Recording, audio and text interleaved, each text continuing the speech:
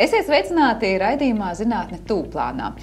Kurš gan nav pārliecinājies savā dzīvē par teicienu mūžu dzīvo, mūžu mācies patiesumu, un jāteic, ka šodien mēs raidījumā runāsim par to, cik tad dažādi mēs varam mācīties un kā studēšana mainās pat ne tikai pēdējās desmitgadēs, bet arī pēdējos gados. Tieši tāpēc ar mums šodien studijā ir Vidzemes augstskolas attīstības prorektora Iveta Putniņa. Labdien! Labdien! Kā arī Vidzemes atvērto inovāciju centra vadītāja Santa Vītola. Labdien! Labdien!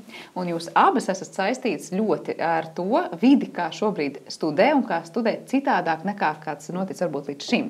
Es sākšu Iveta ar to, kā mainās studējošā vide un studēju vide šajā laikā, jo pavisam nesen es pati redzēju sociālajos medijos, proti bija cilvēki rakstījuši, ka tagad darba devējs teiks, bez izglītības svarīgi ir paskatīties, vai cilvēkam ir arī pieredze nevalstiskajās organizācijās, brīvprātīgā darbā, dažādās mobilitātes programmās, vai arī studijās būs kas tāds, uz ko skatīsimies mazliet citādāk.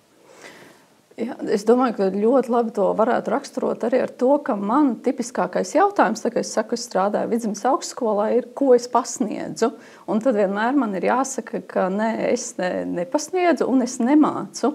Un tas labi raksturo, man liekas, to augstskolu lomas, kas mainās, jo mans darbs ir vairāk saistīts ar to, ka es vadu projektus, es esmu daļa no augstskolas vadības komandas. Es ļoti daudz darbojos starptautiski un vairāk strādāju ar tiem kolēģiem, kurus varētu saukt par neakadēmisko personālu, kas ir dažādas atbalsta struktūra vienības, lai šis studiju process vispār varētu notikt. Jā, tiešām ļoti mainās, un ja tikai dažas lietas gribētu paturēt prātā par Vidzemes augstskolu, tad es teiktu, ka Lietišķo zinātņu augstskola būtu viens tāds aspekts, un otrs Eiropas Universitāte EUDRES. Bet tas ir tas, kas, var teikt, ir komponenti, kur ir neiztrūkstoši šobrīd, ja mēs runājam par mūsdienu izglītību un mācīšanos. Tā ir tāda Eiropas dimensija, kur vienkārši klātesoši, līdzīgi kā dažādas prasmes mūsu darba tirgu. Jā, šobrīd, es domāju, neviens, kas nonāk augstskolās, nevar vairs izvairīties no starptautiskās izglītības, un tas ir pašsaprotami. Arī atskatoties šobrīd uz Eiropas Savienības 20 gadiem, mēs daudz diskutējam, kas ir tas, ko tad mums tā Eiropas Savienība ir devusi vai nav devusi, tad es tiešām gribētu uzsvērt, ka no tādas izglītības puses un īpaši augstākās izglītības puses tas devums ir bijis tik liels un tik milzīgs. Noteikti katrs zina Erasmus programmu un ir kaut kādas asociācijas ar to iespēju aizbraukt, pamācīties vienā vai otrā valstī, bet tas, kas šobrīd ir tiešām mainījies arī īpaši pēdējos 4-5 gados, ir tas, ka tas nav vairs vienkārši nejauša veida apmaiņas īslaicīgas, bet tas ir mēģis jau, ka tāds augstskolas plāno savu darbu kopā, veido strateģiski kopīgu sadarbību. Un Vidzemes augstskola šobrīd ar 8 citām augstskolām arī šādā konsorcijā, aliansē, kas jau ir Eiropas Universitāte. Es domāju, ka ir vairāk par to jāstāsta, ir vairāk jārunā, jo es nojaušu, ka tas nav pašsaprotami un visiem zināms, bet tā pievienotā vērtība tādai izglītībai. Es varētu salīdzināt īstenībā to ar starptautisko lidostu. Vidzemē, tas, ka šeit ir Vidzemes augstskola, kas ir Eiropas Universitāte, tas būtu tas pats, kas Latvijai ir starptautiskā lidosta Rīga, kas nozīmē ir tiešie reisi, tad vismaz uz 8 valstīm. Mums varbūt tur lielākas autobusa pieturas, mazākas vilciena stacijas, kaut kā jau nokļūsim galamērķī, bet tas ir pilnīgi cits. Ja bet šī Eiropas Universitāte, lai mēs saprastu tie, kas nav šajā vidē iekšā, tad tā ir kaut kāda platforma, kurā apvienojas jau esošas fiziskas universitātes, kas atrodas konkrētās ēkās. Tātad Eiropas Universitāte, viņai nav lokācija, tā ir tā kā, apvienība. Tā ir tāda daudzu vietu lokācija, un tas varbūt ir vēl viena tāda sarežģīta lieta, kas jāsaprot vai jāpieņem vienkārši domāšanā, ka vairs nav tāds viena veida sadarbība. Tad šeit esmu es, un tu esi tur, un tad mēs sadarbojamies. Tas jau ir tāds tīkla veida sadarbība, Jā, ir katrai universitātei fiziska lokācija. Latvijā tā ir Valmiera, dažreiz Rīga, ja ir vajadzīgs. Un līdzīgi tātad ir vēl 8 augstskolas, bet tādā domāšanā, plānošanā mēs uz to jau skatāmies kā uz vienotu lietu. Tātad nav vairs Latvijas mērogs, nav vairs Vidzemes mērogs, ir Eiropas mērogs. Un tā, ka mēs tā mēģinam rast to risinājumu vai ideju, ko un kā varētu darīt, tad tas jau, kā tas varētu derēt. Labi, 8 jau varētu būt sarežģīti atrast vienotu formātu, bet, teiksim, 3 valstīm, 5 valstīm, tādā veidā jau.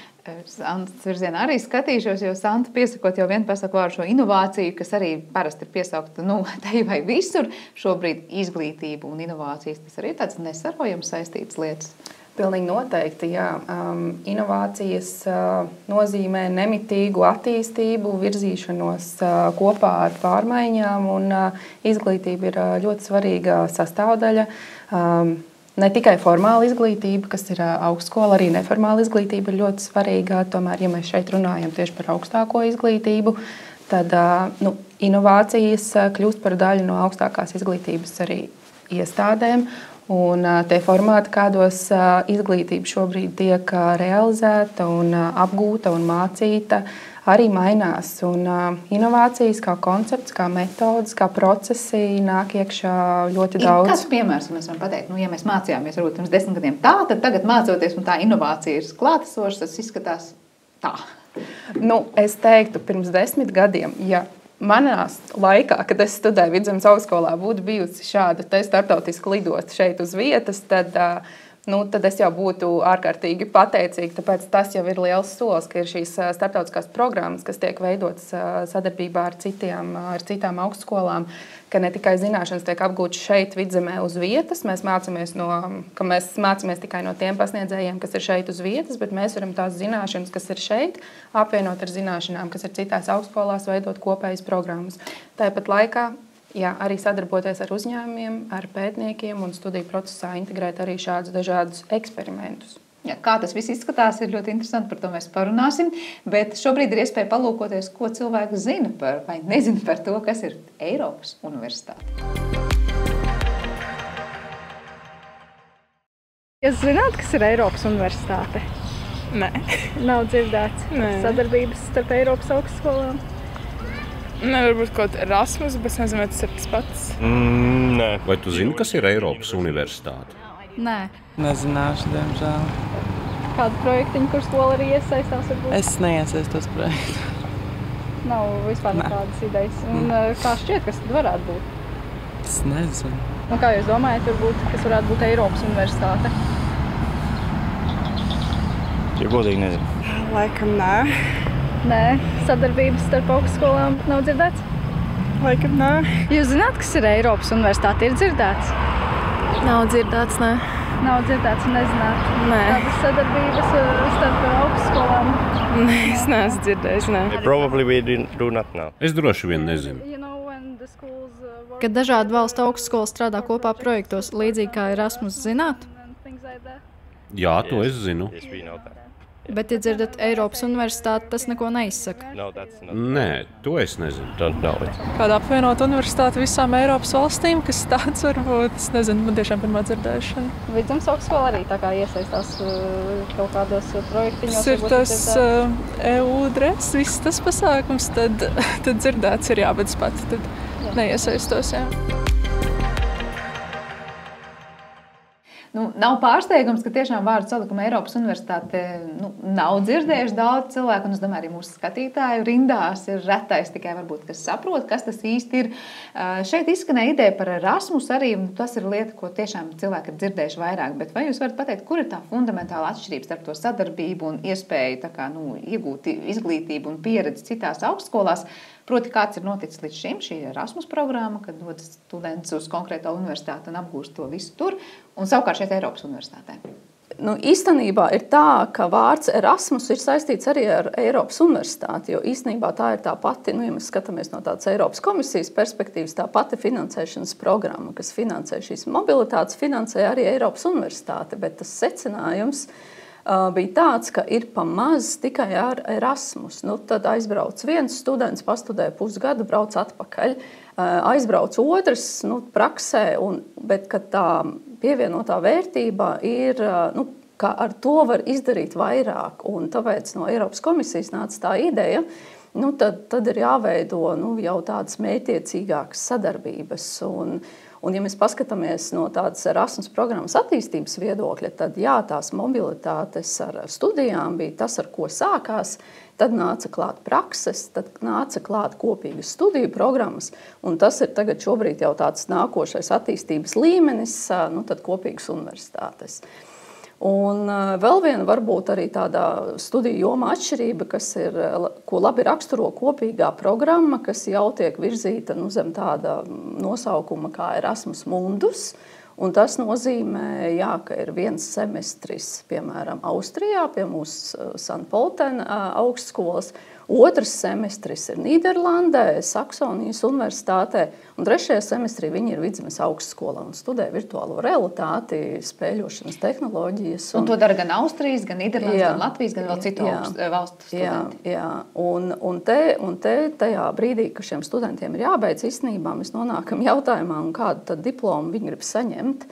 Un tad te es varētu arī šobrīd minēt, ka Eiropas komisija arī pat martā nāca ar paziņojumu par to, ka tās vadlīnijas būtu par Eiropas grāda ieviešanu. Ja mums šobrīd ir nacionālie grādi, mēs saņemam nacionālos diplomus, tad tāds redzējums tuvāko 5 gadu laikā, uz ko iet augstākā izglītība, tātad jūs varat studēt Eiropas universitātē un jūs varat saņemt Eiropas grādu, kas ir spēkā, tad jau tad būtu šajās visās 3 augstskolās. Un mēs vairs necīnamies ar birokrātiju katrā augstskolā, ar akreditācijām un tad, ja šajā brīdī kāds ir sociālo zinātņu, bakalaurs vai maģistrs vai dabazinātņu maģistrs vai kāds tādi, kas ir tas Eiropas grāds, kā tas citādi sauksies un kā tas ir? Jā, tas, ko tas iedod, brīvību visas Eiropas mērogā braukt un strādāt, kur tu vēlies. Tātad tajā brīdī tev nav vairs darba devējiem tajā Nīderlandē jāuzdot jautājumu, ko tas Latvijas diploms nozīmē vai nenozīmē,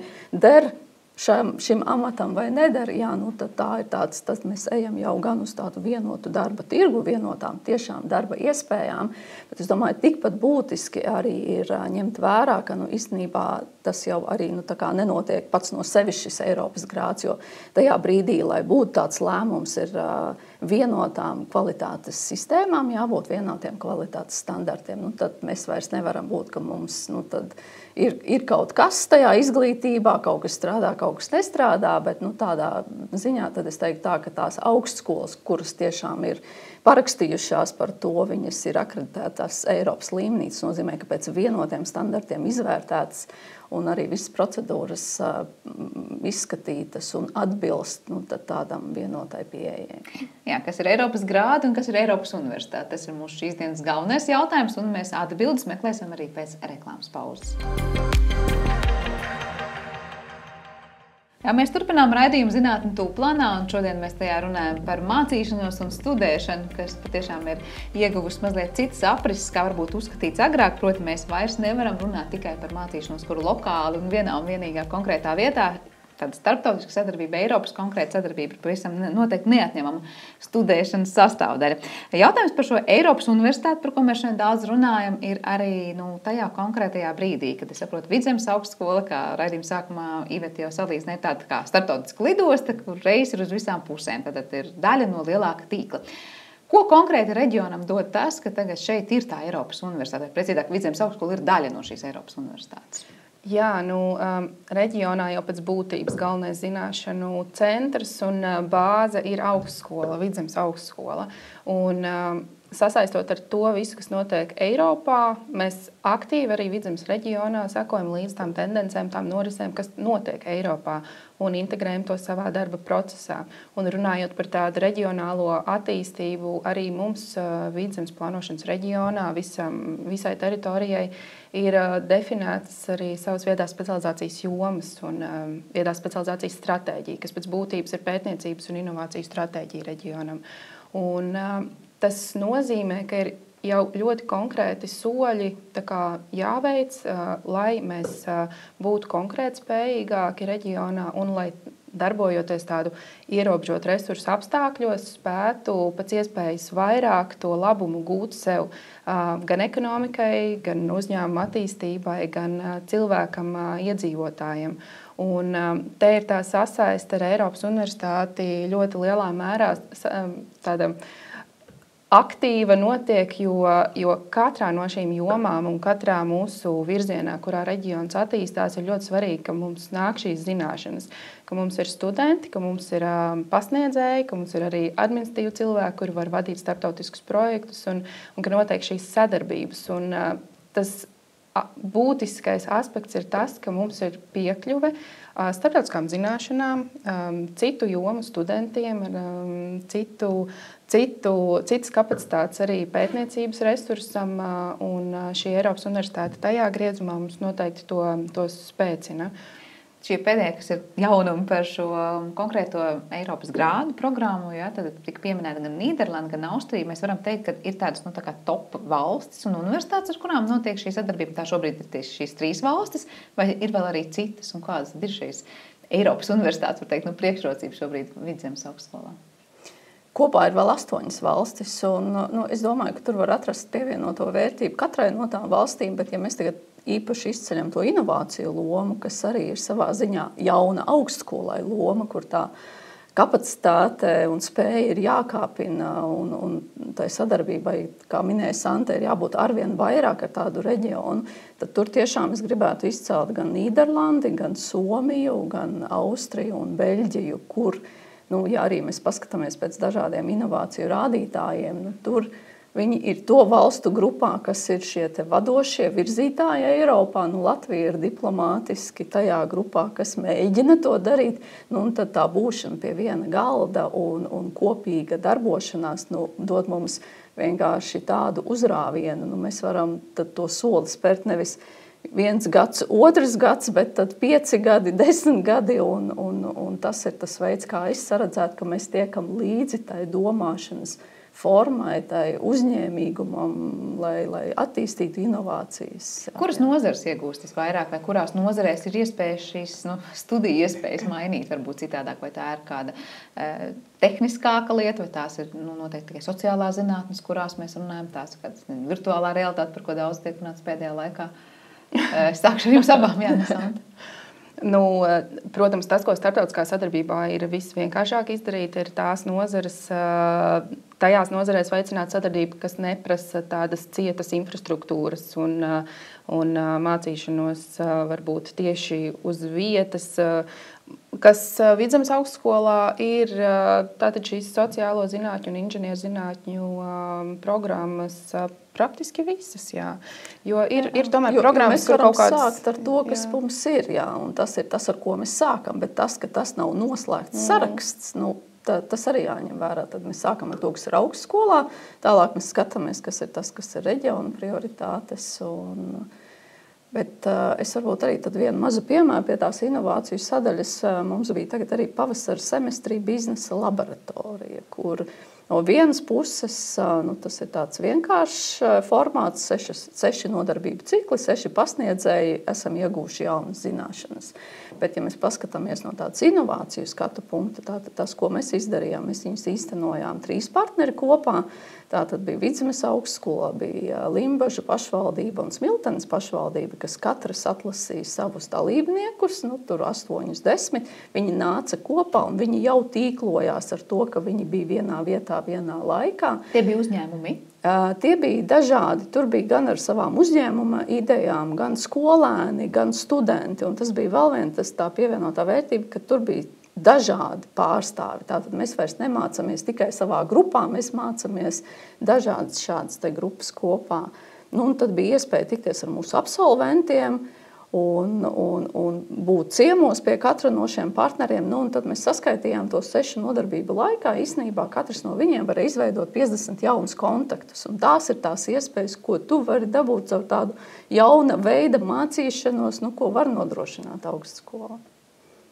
Šajā brīdī, es domāju, tās iespējas no vienas puses liekas ir neierobežotas, jo sanāk kopā varbūt konkrēts uzņēmums ar kaut kādām savām vajadzībām, tad savukārt ir studenti, kas ir gatavi varbūt mesties jaunos izaicinājumos, bet tajā pašā laikā atnākot studentam uz šo, piemēram, konkrēto programmu, var teikt, viņam tā kā ir uz paplātes uzliks, lūk, mēs sadarbojamies ar tiem un tiem, tad izvēlies no tā, kas ir, vai viņš pats aktīvi meklē sev tur tos jaunos ceļus un sadarbības partnerus. Kā tas notiek?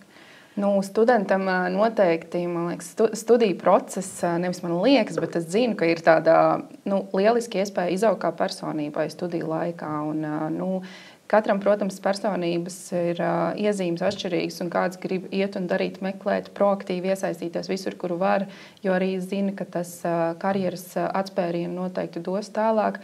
Ir arī studenti, kas tomēr ir kūtrāki. Varbūt viņiem jau ir kādas konkrētas ieceres karjerā un iezīmēts, un viņi negrib varbūt tik daudz tās iespējas izmantot starptautiskās. Līdz ar to tā nav tāda obligāta prasība. Noteikti caur studiju procesu tas tiek veicināts un mudināts, un arī šīs iesaistas dažādos starptautiskos projektos, mācību programmās, apmaiņās ir daļa no studiju kursiem. Un tā teikt, palīdz mācību procesā. Un arī tagad mēs, Iveta jau stāstīja par biznesa laboratorijām, bet mēs arī tagad turpināsim eksperimentus ar dažādām citādu formātu, studentu iesaistēm, reālu nozares industrijas vajadzību problēmu risināšana, arī sadarbībā ar pētniekiem. Un mēs jau esam iepriekš arī Vidzemes plānošanas reģionā testējuši dažādus metodus, kā veicināt uzņēmēju un pētnieku sadarbību, tieši attīstot tādus inovatīvus risinājumus tādām reģionā svarīgajām jomām. Un, tagad mēs meklēsim veidus arī, kā iesaistīt studentus. Un ne tikai Vidzemes augstskolas studentus, bet arī Valmierā, Smiltenē, Ogrē, visā Vidzemē, visas Vidzemes teritorijā esošu profesionālo vidusskolu tehnikumu audzēkņus, kas var kopīgi mācīties un savstarpēji apmainīties. Kādam ir jābūt studentam šajā Eiropas universitātē un arī pasniedzējiem? Vai mēs runājam, ka mainās tāds varbūt raksturojums, ar kādām īpašībām jābūt apveltītām prasmēm? Tur ir tas skaistais latviešu vārds uzņēmīgam, jo neko tās visas daudzās iespējas nedot, ja tu pats neej un nedari. Un tas ir tas sarežģītākais, jā. Un tad, ja man būtu kaut kas jānovēl tādam nākotnes universitātes studentam, ir tiešām atrast to savu īsto tēmu, kuras dēļ tu esi gatavs iet, interesēties un meklēt tos variantus. Un tas atrašanas process var nebūt ātrs. Tā kā ir vērts mēģināt, vērts eksperimentēt un iesaistīties, lai atrastu to pareizo ceļu, pilnīgi noteikti. Un tas tad vēlreiz par studiju programmām runājot, tas skar pilnīgi jebkuras programmas. Ja? Tad jautājums, ar ko sadarbojas konkrētās augstskolas, kas veido šo te konkrēto Eiropas universitātes tīklu? Jā, katrā no augstskolām ir, ne visās sadarbības augstskolās ir, piemēram, maģistrantūras programmas. Ir augstskolas, kurās ir tikai bakalaura programmas, bakalaura studija. Tas nozīmē, ka ar tām augstskolām mēs jau skatāmies to līmeni, kurā mēs varam sadarboties un arī virzienus. Un patiesībā arī šobrīd notiek tāda aktualizēšana šim visam procesam, kas tad ir aktuāli šajā mirklī, un atkal tiek meklētas jaunas sadarbības formas, veidi, un patiesībā tiek domāts arī par tādu kā savstarpējas sadarbības inkubācijas programmu jaunajiem uzņēmumiem, kas nāktu ārā no studentiem, no studējošajiem, ka studenti studiju laikā ar savu ideju var to attīstīt un virzīt tālāk, un iespējams viņi to var, starptautiskas komandas var inkubēt šeit Latvijā, iespējams viņi to var darīt citā valstī, un tad veicināt šo te uzņēmīgumu un uzņēmēju spēju. Bet tas, ko es varbūt gribēju papildināt par to vārdu students, jo ļoti, es domāju, ka mēs klasiski iedomājamies, ka tas ir students pēc 12. klases, jaunietis, kas nāk, bet tās Eiropas universitātes students tiešām ir visa mūža garumā. Jā, tad var studēt un mērķtiecīgi iegūt cerams drīzumā Eiropas grāda, vēl nē, bet uz to mēs varētu iet. Bet var arī nākt uz šādu pašu biznesa laboratoriju. Jā, jūs saņemat apliecinājumu, certifikātu, un šādu certifikātu jūs varat krāt un pēc 6 gadiem arī saņemt kādu diplomu. Bet pietiek varbūt arī, ja jūs esat uzņēmuma attīstības daļā un jūs domājat, kādi būtu pareizākie virzieni attīstībai. Tad jūs varat izvēlēties, kas ir tas kurs, kas ir tuvākais jūsu tēmai. Un tas, ko jūs iegūstat, jūs atnākot esot tajā vidē, piedaloties diskusijās, tad no jūsu varbūt 3, 4 idejām, kas varētu būt tādi virzieni, jūs to reizinat ar tiem cilvēkiem, kas tur ir. Un tas nozīmē, ja jūs strādājat tādās komandās ar 10 cilvēkiem, tad jums varētu būt jau 40 idejas. Tad tā atlase un prioritāšu izvēlēšanās tādā gadījumā ir, es domāju, skaidrāka un vienkāršāka nekā ir tikai tās 4 domas. Un vēl jau vairāk tiešām tas uzsvars uz to, ka tas ir visu mūžu garumā. Nav laiks, kas nav piemērots šādām studijām. Ja? Tad Eiropas universitātē par studentu var kļūt jebkurā brīdī. Un arī skatītājiem, tā kā mēs raidījuma sākumā jau redzējām, tā izpratne par to, kas ir Eiropas universitāte, ir gan maz. Atgādināšu, ka Eiropas universitāte ir tiešām kaut kas īsts, reāli eksistējošs, lai gan izklausās varbūt svešs un nesaprotams. Tā ir augstskola, kas tiešām ir, šis tīkls eksistē, un tajā tātad es ceru, ka būs veiksmīgs jaunais mācību gads, idejām bagāts, un tiešām gan visiem studēt gribētājiem izdosies atrast sev vēlamo un ilgi meklēto. Paldies jums abām par sarunu. Iveta Putniņa, Vidzemes augstskolas attīstības prorektora, kā arī Santa Vītola, Vidzemes atvērto inovāciju centra vadītāja, ar mums bija kopā šajā raidījumā. Ar to arī šis raidījums ir izskanējis. Mēs tiekamies pēc nedēļas ar jau pavisam citiem stāstiem. Visu labu!